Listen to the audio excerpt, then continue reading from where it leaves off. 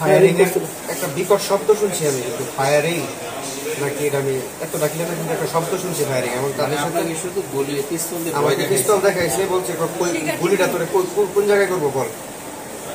স্বাভাবিক এটা বলছে তারিফে।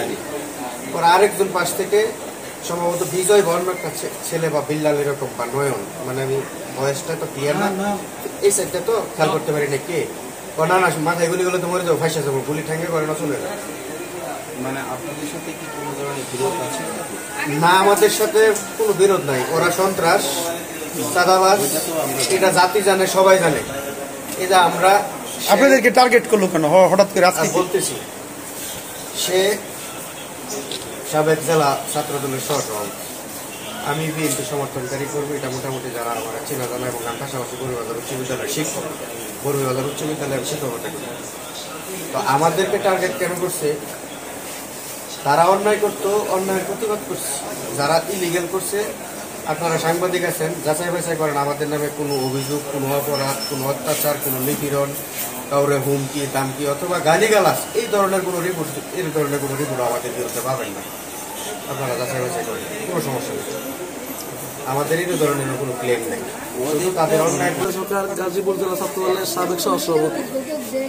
আমি দীর্ঘদিন করে রাজনীতি করে আসছি, আমরা এলাকায় রাজনীতি করি। এখন আমাদের নেতা নির্দেশ, এলাকায় কোনো সন্ত্রাস, চাঁদাবাজ কাউকে না করতে পারে, আমরা এই বিষয়ে তাদেরকে সতর্ক করছি। তারা এলাকায় সন্ত্রাস চাঁদাবাজ করে, তারা আওয়ামী লীগের ফেসিস্ট, আওয়ামী লীগ গভর্নমেন্টে তারা অনেক অত্যাচার করছে। এখন তারা এলাকায় সন্ত্রাস চাঁদাবাজ করে, আমরা কেন অন্যায় প্রতিবাদ করি? তাদেরকে কেন আমরা বলি যে অন্যায় না করার জন্য? এই কথা বলার জন্য এটা নিয়ে আমাদের বোঝের এলাকায় তারা আরো বিগত কয়েকবার অ্যাটাক করছে। তাদের আমি অভিযোগ একবার দেওয়া আছে, আমার একটা অভিযোগ দেওয়া আছে। তাদের প্রথম নাম হইলো, আমাদেরকে অ্যাটাক করছে মুসলিম মাসের ছেলে আসেল, যে শীর্ষ সন্ত্রাসী, তার নামে একাধিক অসমুল্লাহ শ্রীপুর থানায় আছে। বর্তমানে সে পলাতক। আজকে সে এলাকায় তার দলবল নিয়ে মুভ করছে। এবং কিছুদিন পূর্বে সে শীর্ষ সন্ত্রাসী সুমন তার দলবল নিয়ে তাকে চিন্তাই করছে। এটা পুরা বাংলাদেশ জানে, শ্রীপুর থানা জানে, শ্রীপুর থানা বিএনপির আহ্বায়ক জানে, আমাদের ডাক্তার বাচুর সাহেব উনিও জানে।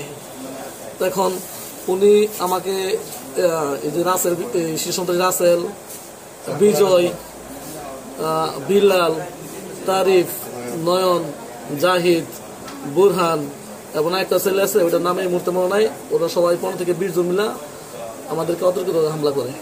আনুমানিক 7:30 মিনিটে আমাদের 3 জনের রিক্সায় আমরা এক রোগী দেখতে যাচ্ছিলাম। পরে কলেজের পিছনে আশা ব্যাংক সংলগ্ন আমাদের রিক্সার প্রতিরোধ করে তারিফের সাথে আছে রাসেল আর নয়ন। এই 3 জনকে চিনছি, আর বাকি আরও যে আনুমানিক 30 জন ছিল তাদেরকে আমরা চিনি নাই। 3 জন চিনতে পারছি।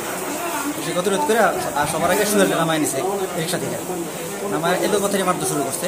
এনামুলটা নামাইছে কয়েকজন, আমার নামায় নিচে কয়েকজন।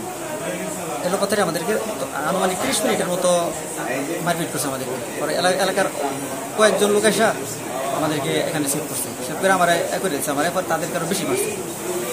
আমার সেভ করে কয়েকজনে একটু এদিকে নিয়ে আসছে, আর পরে তাদেরকে আরও অনেক বেশি জখম করছে। তাদের সাথে কি ছিল এগুলো বলবেন?